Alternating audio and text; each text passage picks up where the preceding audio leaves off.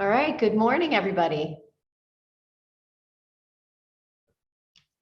Good morning and welcome to our parent presentation on the standardized testing that our students will take in the spring. So this is a parent workshop similar to the other parent workshops that we've done so far this year. We are broadcasting, I think that's the right word, live on our curriculum YouTube channel. And if you look below where you see our faces, there should be a link, and that is the same link that we use to advertise this session because it allows parents to ask questions while we're presenting, and we can see them live and answer them at the end of the presentation. In addition, we leave the link open for a little bit longer for parents who want to view this presentation on their own time, and we will respond with individual emails for questions. So again, thanks for joining us. I'm here with my K-12 admin team, and today we're going to be talking to you about the standardized testing tests that are mandated by the state of Connecticut that we administer in the spring of 22. So my name is Corey Gillette. I'm the Assistant Superintendent for Curriculum and Instruction, and I'm going to take a minute and let my team introduce themselves. Good morning, everyone, and welcome. I am Linda Johnson, Director of Elementary Education. Good morning, everyone. I'm Dr. Annie Tucci, 612 Humanities Supervisor. Hello, everyone. I'm Jeff Corbishley. I'm the 612 Math and Science Supervisor. Good morning, everyone. I'm Lisa Fries, the Assistant Principal at Scotts Ridge Middle School. Good morning, everyone. I'm Tom Grace, Assistant Principal at East Ridge Middle School. Hello, everybody. Good to see you. I'm Sarah Wiersman, the Elementary Supervisor at Barlow Mountain and Scotland Elementary Schools. Welcome, everybody. I'm Christine Hopkinson, Assistant Principal at Ridgefield High School. Great. So that's our team today. Next slide, please. So as a district, we feel that it is our obligation to make sure that our families understand the assessments that we are asked to administer to our students. So that is the main purpose of our work today. We're going to start with overviewing the state assessments, the Smarter Balanced, also known as SBA, or some people call it ESPA, the Next Generation Science Standards Assessment, and then the SAT School Day, which is given for students in grade 11. Then we're going to go into further what parents can expect from the results, what our administration and assessment schedule will be for this spring, and then we will pause for questions. All right, next slide, please. So like we said, the first part of the presentation is a quick review of the assessment, so parents have an understanding of what it is students are asked to do and really what it looks like. Next slide. So the state of Connecticut requires school districts to administer these assessments yearly, and the results of the assessments are used to inform an accountability report that is done on each district. The state does require us to have at least 95% of our students participating, and there is an optional other types of assessments that are given for students who have more diverse needs that can be assessed by these assessments. So I'm going to start by just taking you through a quick overview of these three different assessments. So first of all, the Smarter Balanced Assessment. That's administered to students in grades 3 through 8. It measures their progress, student progress, against the standards, the Common Core standards, which is integrated into all of our curriculum in ELA, so language arts and mathematics. Then we have the next generation science assessment. And really what this assesses is the implementation of the next generation science standards, which again, Tom Grace and Jeff Corbishley will talk about a little bit later in our presentation, which are implemented into our K-12 curriculum. However, this assessment is only given to students in grades 5, 8, and 11. And then finally, the state of Connecticut uses the SAT, and Christine will talk about this, the SAT that we're all used to, the SAT that students take as one of the measures that colleges may be looking at. They use that SAT in Connecticut as a measure of students' progress against the standards in language arts and mathematics. So that's a quick overview of the assessments, and now the team is going to take you through a more detailed look at each one of these. Next slide, please. Here we go. Sarah, take us off.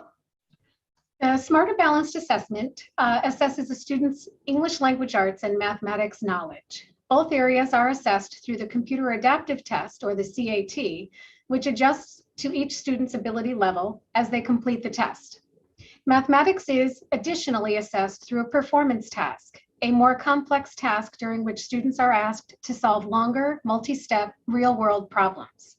The performance task measures students' depth of understanding of math concepts, as well as their analysis.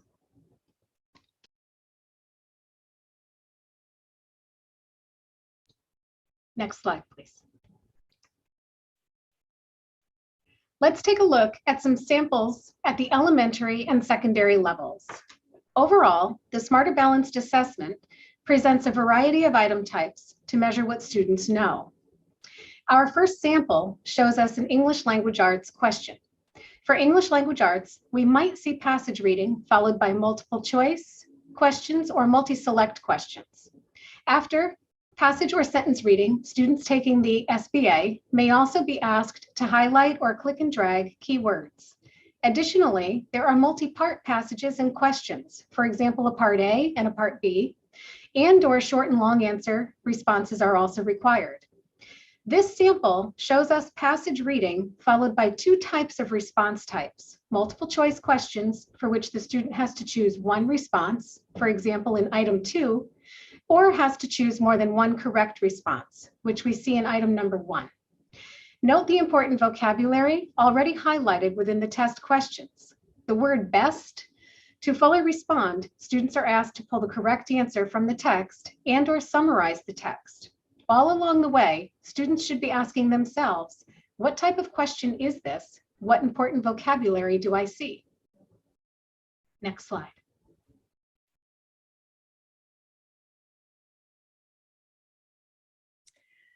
This is an example of a middle school short answer response. There are also long answers, inferencing, and fill in the blank questions. You will notice that the passages in middle school are much lengthier, therefore requiring more stamina on behalf of the students. The passages in middle school are more sophisticated, requiring students to possibly page back and forth looking for context clues. Next slide, please.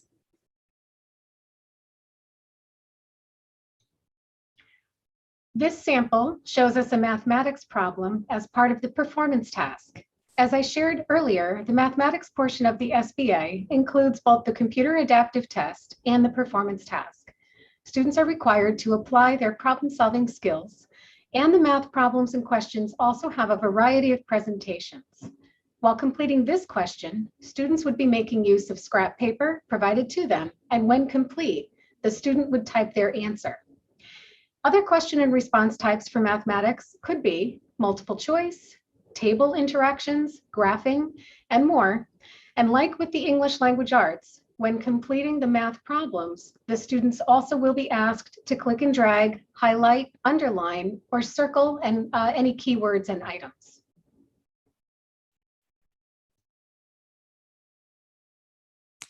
This is a 7th grade example of an open-ended response math question. You will notice that the demands and complexity increase substantially from the elementary example that Sarah shared. The tests are adaptive, so the tests adjust to each student by basing the difficulty of future questions on previous answers. This provides a more accurate measure of student achievement and progress. Students will have access to embedded tools like the calculator, as well as scrap paper, to solve and then type the selected answer into the test. In middle school, students are using Big Ideas online textbook, so students are very familiar with solving problems using scrap paper and recording answers in a digital format. Next slide, please. This is an example of a 7th grade performance task. The mathematics performance tasks challenge students to apply their knowledge and skills to explore and analyze a real-world scenario. They can best be described as collections of questions and activities that are connected to a single theme or scenario. These activities measure a student's depth of understanding of mathematical concepts. Students will have access to embedded tools again, like the calculator and a highlighter, to assist them in solving the problems. Now, Tom Grace will walk you through the NGSS assessment.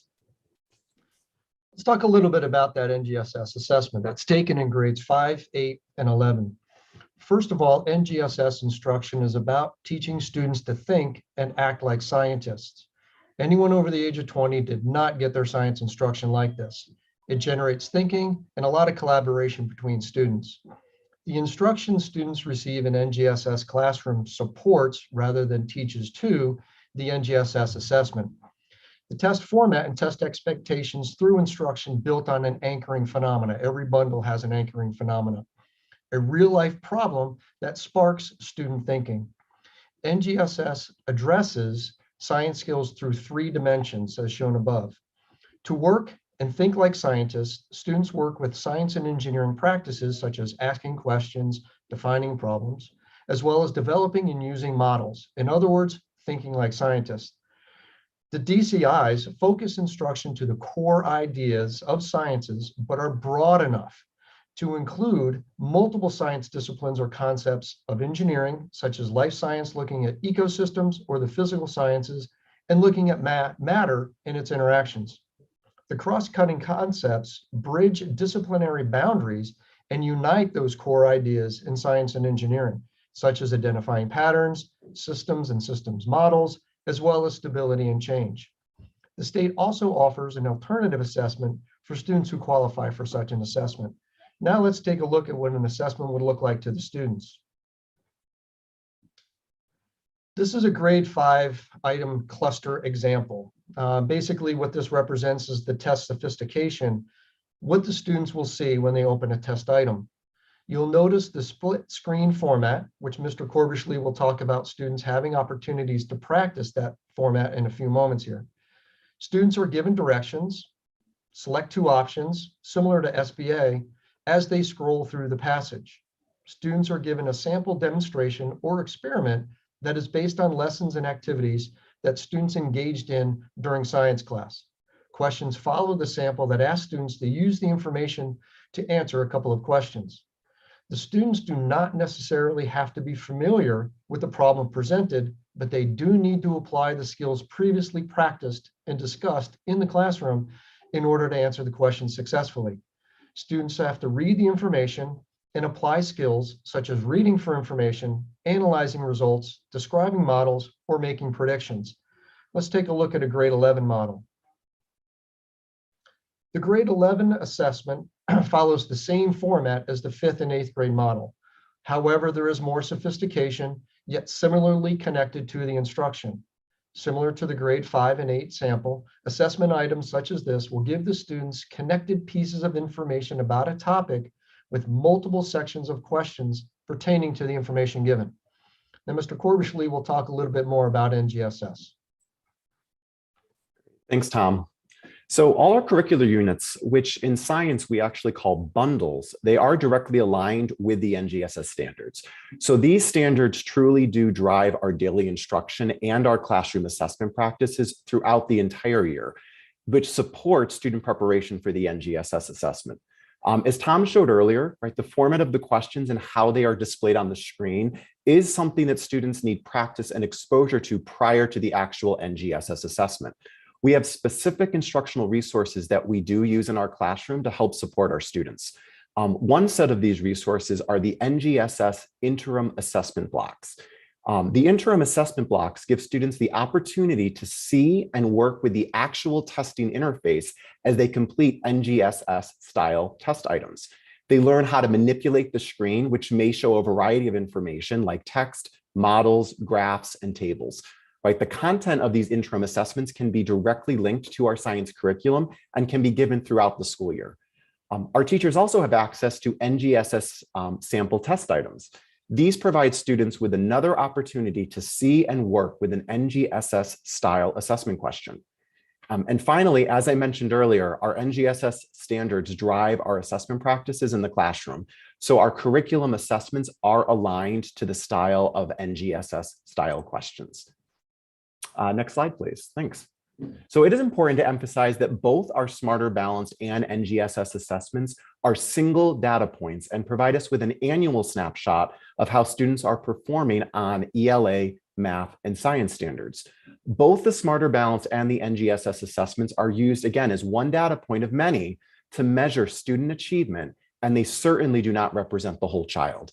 What they do provide us with is assessment data, which we use with other forms of assessment in helping to make educational decisions for students.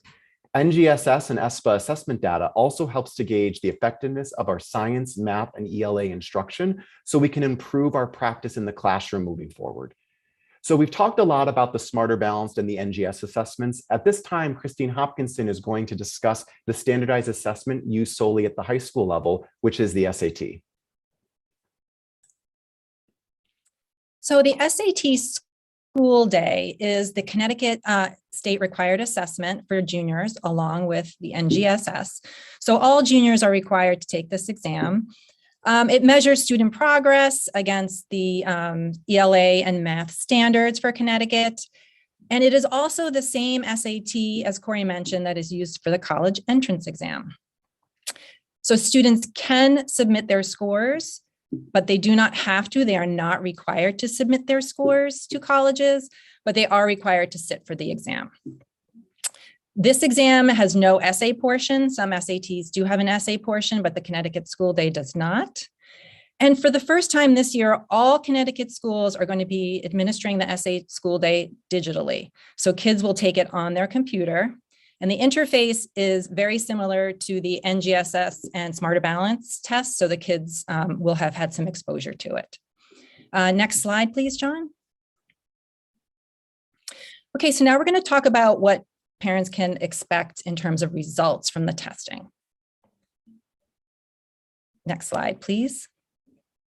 So for the SAT, meeting benchmark tells us that the student has 75% chance of scoring a C or better in introductory college level courses in that content area. The benchmark is for math 530 and for English language arts a 480. The scores will be available for students starting around April 15th, and they can access these scores by logging into their College Board accounts. So now I'm going to turn it over to Linda Johnson, who's going to talk about the results for Smarter Balance and NGSS. Thank you, Christine.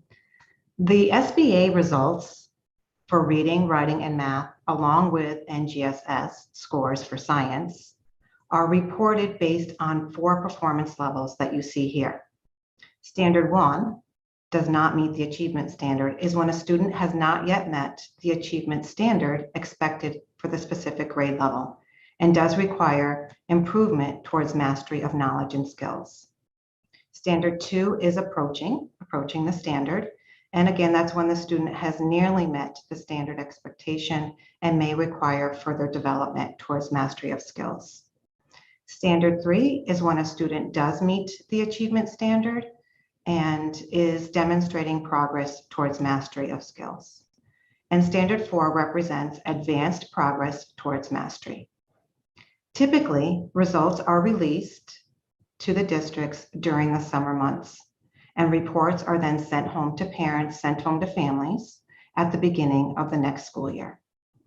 For specific questions regarding individual results, parents are encouraged to contact their school administration, and they will gather and share additional information as needed. And on the next slide, we have a sample student report for ELA, English Language Arts, in grades 3 through 8.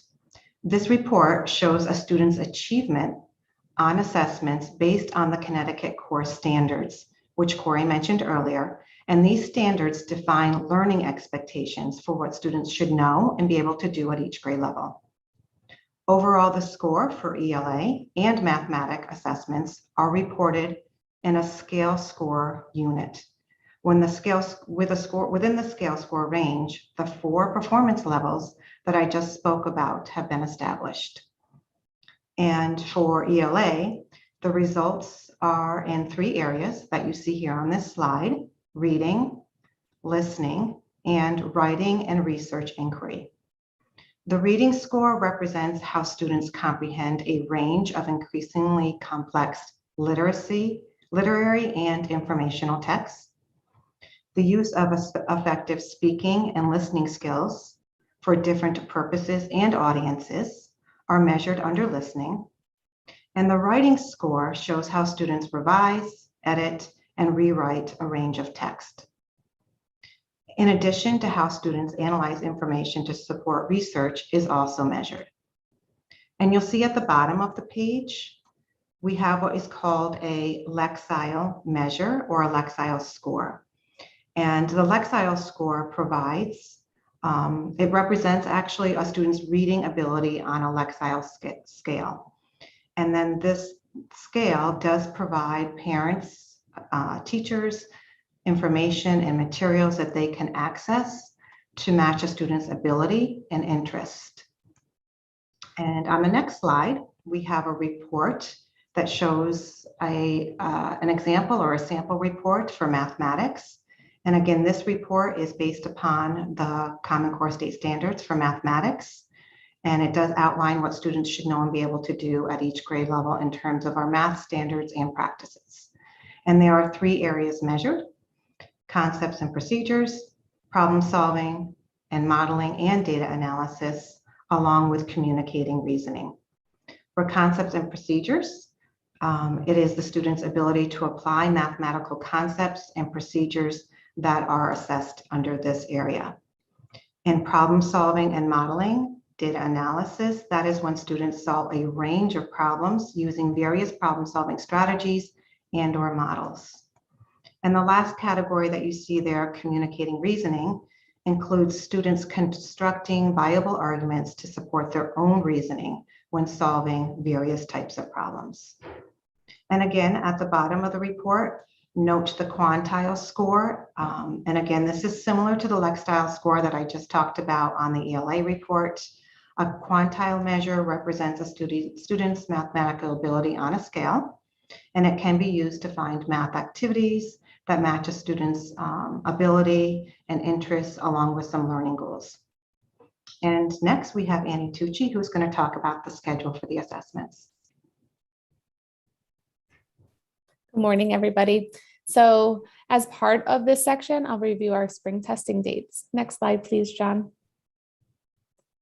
Our testing windows are provided by the state. So specific schedules and dates will be provided to you from your child's school. You will see that coming up at the end of March is our PSAT and SAT dates. Then in April, our students in grade 11 will participate in the NGSS assessment. Our elementary and middle schools will be administering the Smarter Balance Assessment and NGSS in May. Again, specific dates and schedules will be communicated to you by your child's school. Next slide, John. Okay, so that was an overview of the different assessments that parents can expect for their students in grades 3 through 8 and 11 this spring. We gave you a little look inside of what those assessments are, talked about what kinds of results you can expect, and then the dates. So in looking at our question document right now, and anyone who's watching us live can add on to that document right now. And again, if you're watching it recorded, we'll answer your questions within the next few days. One of the questions that's coming up, I'm going to answer, and then I'm going to pass to Linda and Jeff, is about the use of the Smarter Balanced Assessment scores in placement. As you know, we do have a math placement process that is across the middle school level. So I want to say very directly that we do not use the Smarter Balanced Assessment scores in math placement in Ridgefield, but I'm just going to let Linda and Jeff speak a little further to that question. Sure, so I can jump in and add on to that. So in regards to the math placement process from 5th to 6th grade, we use various measures to determine which course best matches our mathematicians. For specific information around how we go about collecting information across various areas throughout the school year, we did have a presentation last month, which is posted on our YouTube channel. And that's where we encourage our parents to go back to that YouTube channel and watch the presentation that gives specific information about the process in terms of placement for 5th to 6th grade. But as Corey mentioned, we do not use the ESPA as one of our indicators for math placement. We do look at standardized assessments in terms of the NWEA.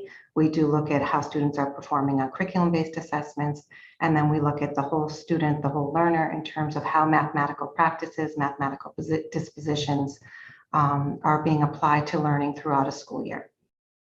Jeff, anything you'd like to add on there? Yeah, no, middle school? Yeah, I think that's, a very comprehensive approach because it's very similar at our middle school level. Again, I just want to re-emphasize again, we do not use the Smarter Balanced Assessment data in the placement process at the middle school. And we don't use the SAT for any sort of placement data at the high school either.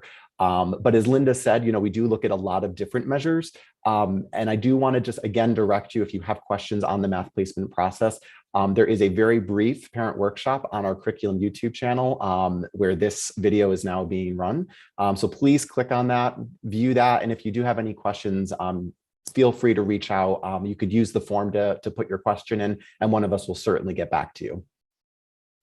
And Jeff, I just wanted to go back to something you said during the presentation about how we do how these scores are used. Mm-hmm. They do give us system-wide information about how well we are implementing really the standards, the science standards, the math standards, and the language arts standards. So that large scale view is really the most effective way that we can use these scores. The individual level, it just becomes one score out of many, and not something that we rely a lot on, because as you saw from the parent results, we don't get as much information from this assessment as we get from other kinds of assessments.